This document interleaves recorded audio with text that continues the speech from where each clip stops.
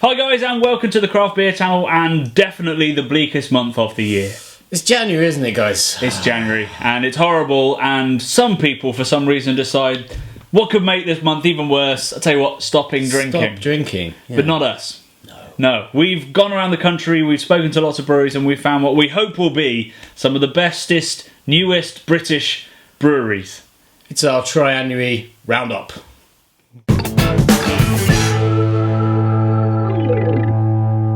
So we're going to start with the brewery that opened in 2016, that probably made the most noise last year of the Waves. really young guys. The most waves, the beery waves. And that's Verdant from Falmouth in Cornwall. So this beer, I don't get it, but Brad might. Roy, I want a Hilux. So, I mean, a Hilux is like a pickup truck. Right. So maybe Roy is like a lonesome cowboy.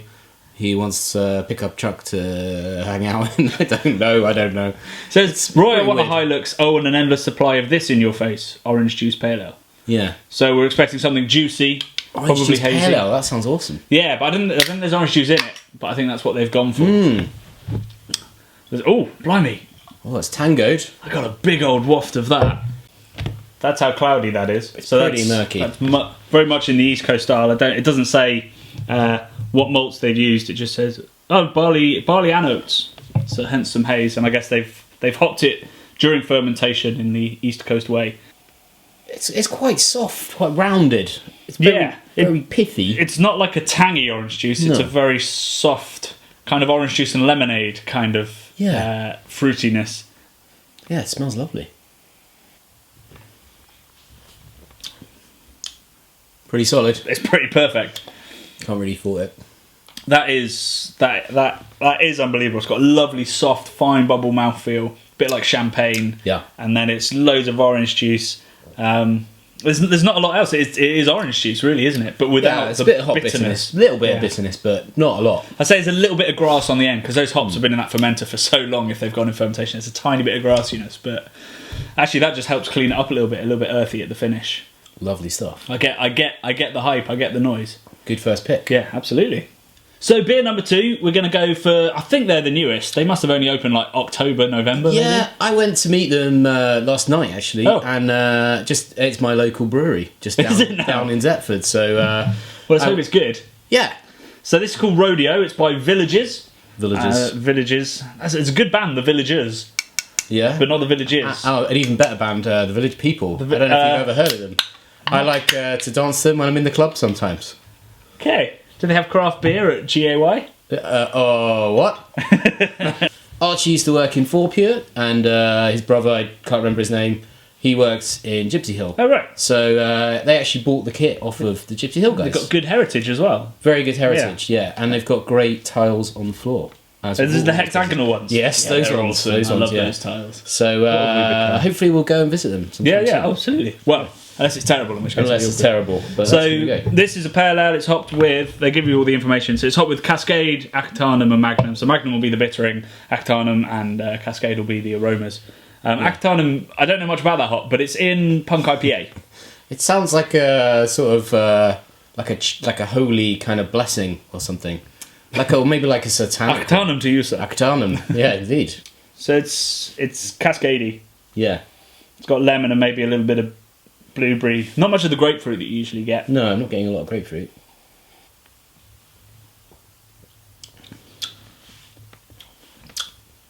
Oh, it's got a nice bitter sweetness, hasn't it? Yeah, it's pretty solid. That would be great by the pint. There's very little bitterness, lots of bitter sweetness, a little bit of lemony citrusiness. Yeah. It tastes better than it smells, which is usually the other way around in beer. It's dead quaffable. It is dead quaffable. So beer number 3, we're stepping it up with a tall boy. These guys who I've had a bit of a chat with on Twitter, lovely chaps, and they sent us this beer. Some people are sort of flirting with the idea of East Coast beers. Everyone's brewing cloudy, juicy IPAs, and these guys have gone for it. Like, the recipes are the same, so it's oats and it's wheat, and it's in tall boy cans, all dry hop during fermentation. So they just based their whole business basically on that, and it's their sessionable American pale ale. Great stuff. With all the hops that we actually put in Drifter, like the Azakas, the Eldorados, the really tropical tutti frutti kind of stuff. Oh, lovely. I've had this beer before and it was really great. And really light. Like you can see from me pouring that, it's so sort of like lemon juice. Mm. And that takes me back to Trillium, that aroma. There's something unique and really light and kind of heady about it. It's like, I was about to say, it's like passive smoking.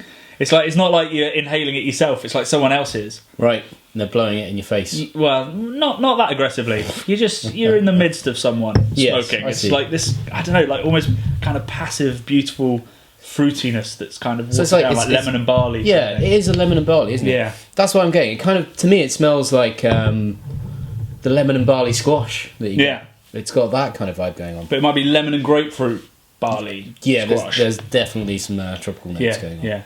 It does smell wonderfully.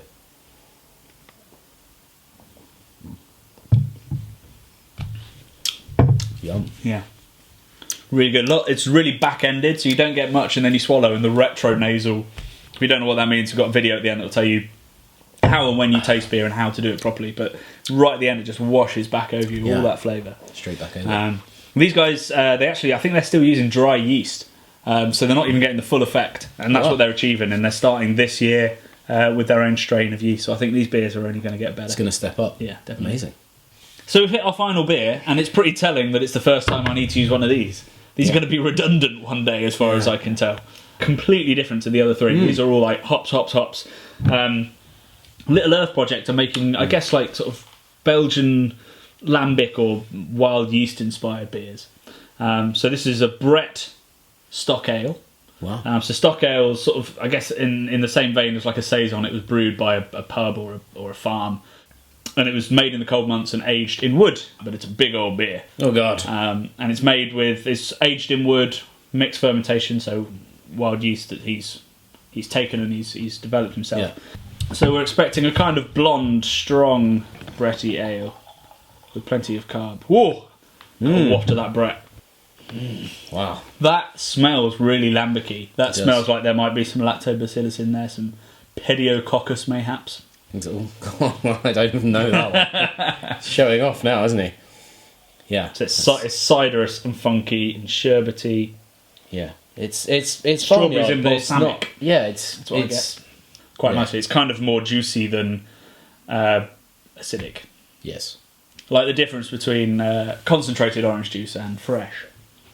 I like all of our references and quotes to squashes and orange juices in this video. I think Tropicana should be taking note. Maybe we can get sponsorship. you know, It's like Tropicana again.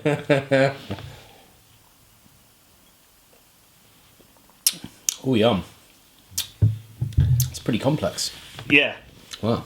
It's kind of like an imperial Gers. It's like got that sticky sweet caramel thing that you shouldn't have in a Gers, but then it's got that Bretty, low acidity, lactobacillus kind of kick to it that is ciderous and farmyardy. Yeah. Somehow it's not fighting. It's sort of all holding together well, isn't it? Yeah, it's beautifully balanced. For a 10% beer, that's silent and violent. Yeah, silent but violent. Yeah. But that is beautiful. That is revelatory to me that you can make a beer that strong with Brett that's that drinkable. Yeah. That's a stunner. That has been very, very reassuring to me. We've had 4 beers. The state of play is strong and changing. All new breweries, Evolving. all producing very modern and very successful beers. Like, I think the Verdant was just sensational. Yeah, it's the best. I think the Villages needed more aroma. Yeah. DEYA was, it was great. I think that's only going to get better. Mm-hmm. And this beer, world class, I would almost say. And what's brilliant about it, or actually kind of tragic about it, is we'll never drink that beer again, because if you made it again, it would have different levels of all the different bacteria and yeasts. The hops would probably be different, the malts would be different because it's all organic, so you don't know what you're going to get from yield to yield. So that's a unique, precise to its place, precise to this year. Wow. And it's kind of blown my mind. It's really good. Well, we better not let a drop go to waste. No, let's not. Let's get on to the Imperial Stout video that's coming soon. Cheers, buddy. Cheers.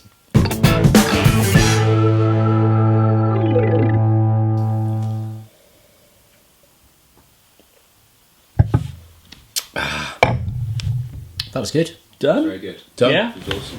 Cool. Didn't make any funnies, but